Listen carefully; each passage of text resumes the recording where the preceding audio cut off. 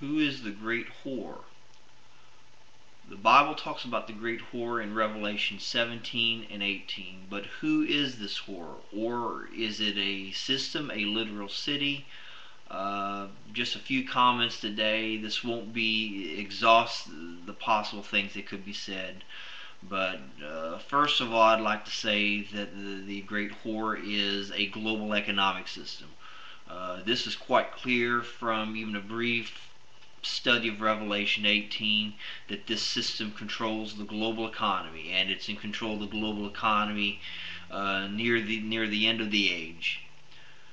But it is more than just an economic system. When the Bible talks about in Revelation 17, it uses the word mystery. The Greek word is mysterion, and that word was a reference to the secret religious societies of that era. Gnostic mysteries, you've got other mysteries that involve sex rites.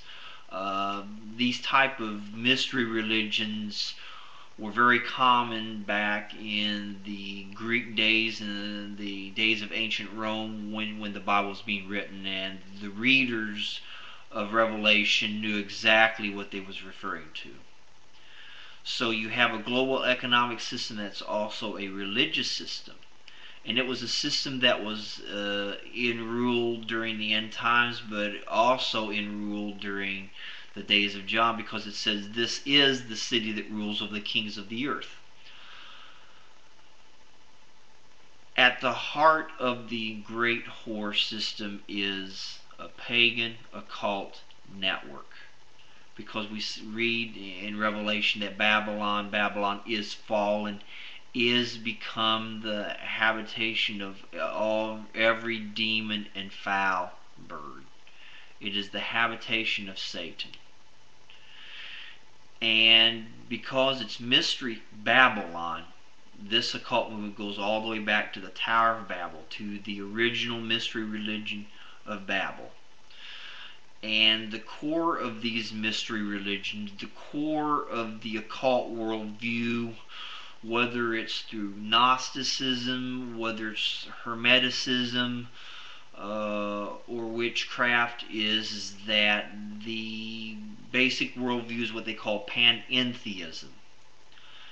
And it believes that God is one with nature. God is an evolving God.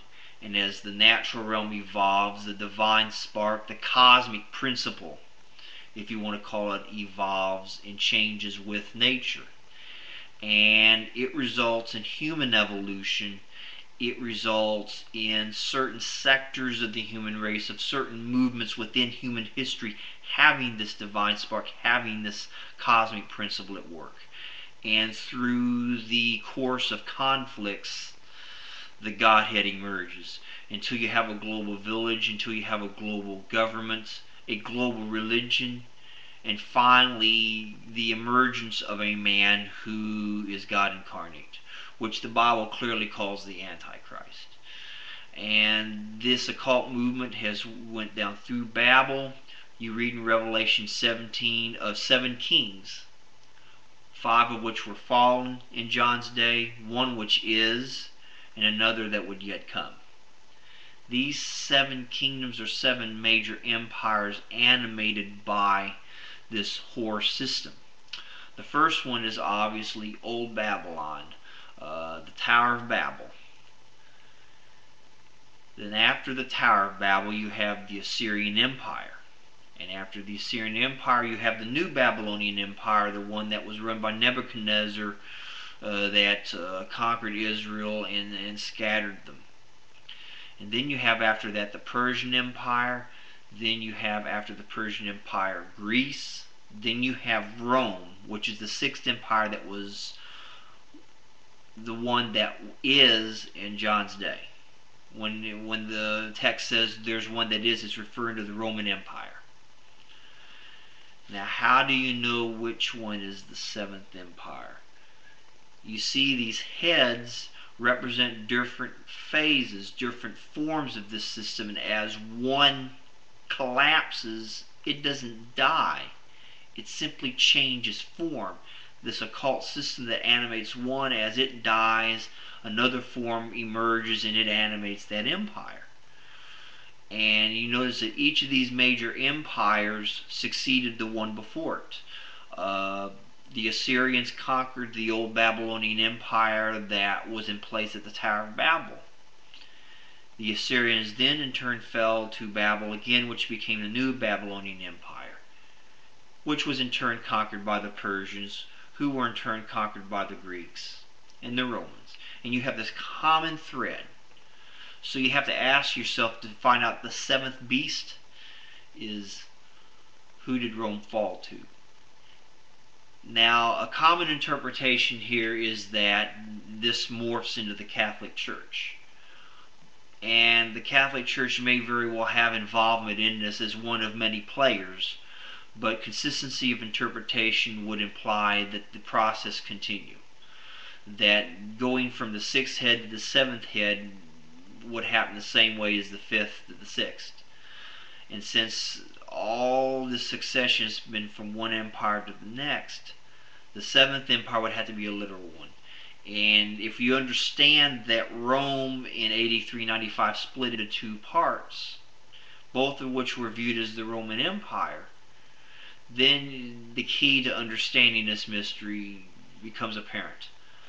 While the West disintegrated into a series of states that the Catholic Church controlled, with the Franks and the Germanic tribes and all of that, the eastern part of the Roman Empire lasted another 1,000 years, and when it fell to another empire. In 1453, the eastern part of the Roman Empire fell to the Ottoman Turks, and the Ottoman Empire is therefore the seventh beast. And this Ottoman Empire stayed in place until 1918, when it fell. Now, when the Ottoman Empire fell, we have a new twist here, because it was not succeeded by a clear empire, but at the end of World War I and World War II, we see this international economic and political coalition, a very loose coalition, control the affairs of the world. Instead of a single empire, you have a number of powerful corporate and political operatives who are behind the scenes in all the nations, all who have an agenda for global government. This started with the League of Nations. Between World War I and II, the League of Nations didn't get very far. We then have World War II, and after World War II, we have the United Nations. And the United Nations from the very beginning has made the push for global government, made the push for ecumenical movements, a one world church. And right now the world is governed by this. It's also known as the New World Order. And much of the business of this is behind closed doors in groups like the Trilateral Commission, the Bilderbergers, the Bohemian Grove, the list goes on and on of different organizations. But what's significant of these secret organizations is that it's who's who. In business, you name any company, chances are the CEO of that company is involved. You name the head of state, chances are that that head of state is involved. And this ecumenical movement is gaining steam under President Barack Obama and some of the stuff being done by Oprah Winfrey. It's gaining ground. There was recently a meeting of a group called the UN Alliance of Civilization. It was a conference about terrorism and extremism, and in this conference it defined any kind of faith that believes that it has the absolute truth as extremism, and presented the ecumenical movement as an arbiter of truth. Folks, the ground is being laid to the fulfillment of Bible prophecy before our eyes. The harlot system is coming out into the open and is being established in what will soon to be a one-world religion. And when this happens, those who do not participate in this will be persecuted. This system will be drunk with the blood of the saints. Have a good evening whenever